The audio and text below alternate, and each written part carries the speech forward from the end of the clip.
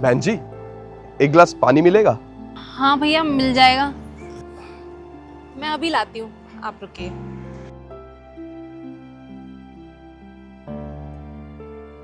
लीजिए भैया। बहुत बहुत शुक्रिया। अबे ओए, इधर आ। मैं? अरे हाँ, तेरे को ही बुला रहा हूँ, इधर आ।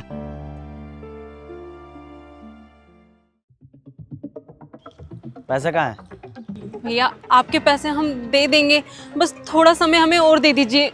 और ये तेरा थोड़ा समय ना 4 महीने से सुन रहा हूँ मैं, अब मेरा कान पक गया है। मुझे अभी के अभी पैसे चाहिए, नहीं तो तेरा सामान ना पूरा निकाल के घर से फेंक दूंगा मैं।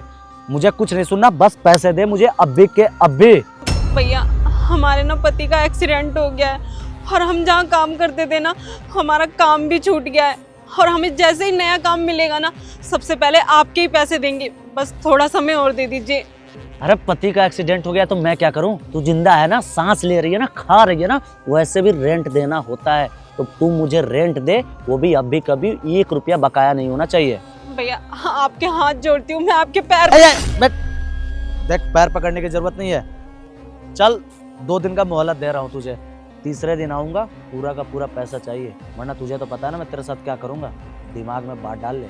ठीक है भैया, आपका सारा किराया दे देंगे।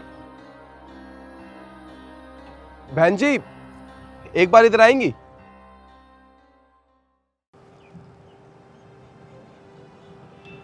अब बहन जी, वो कौन था?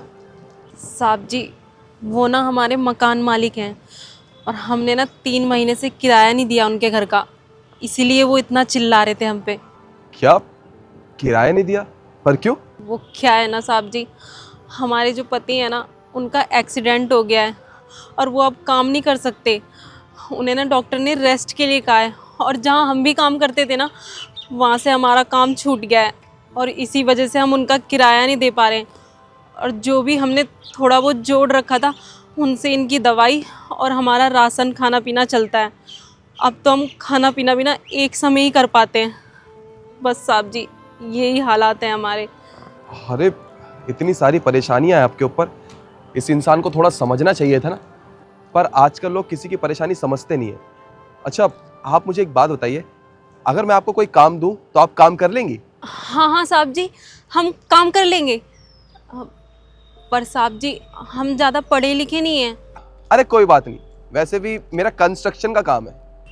कंस्ट्रक्शन? आप कंस्ट्रक्शन मतलब बिल्डिंग बनाने का, इमारत बनाने का।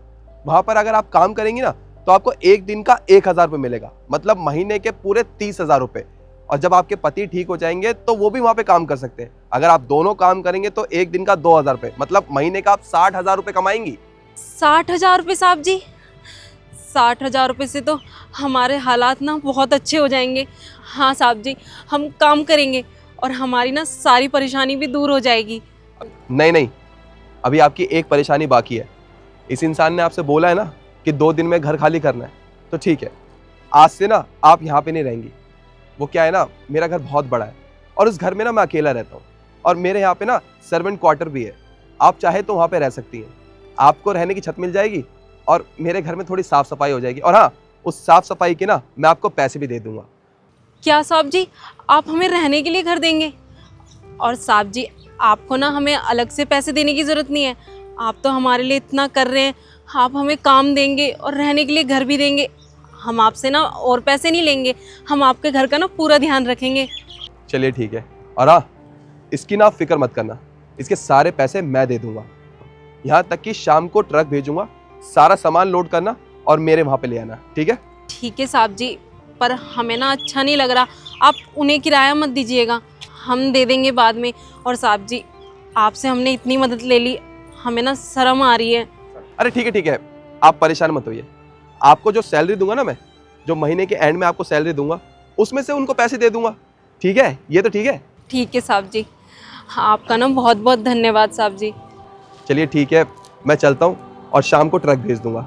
और पानी के लिए बहुत बहुत शुक्रिया। अरे साहब जी, आप क्यों शुक्रिया बोल रहे हैं? शुक्रिया तो हमें बोलना चाहिए आपको।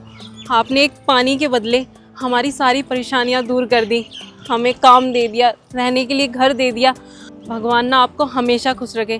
और साहब जी आपका फिर से एक बार बहुत बहुत धन्यवाद। चलिए ठीक है, चलता हूँ मैं।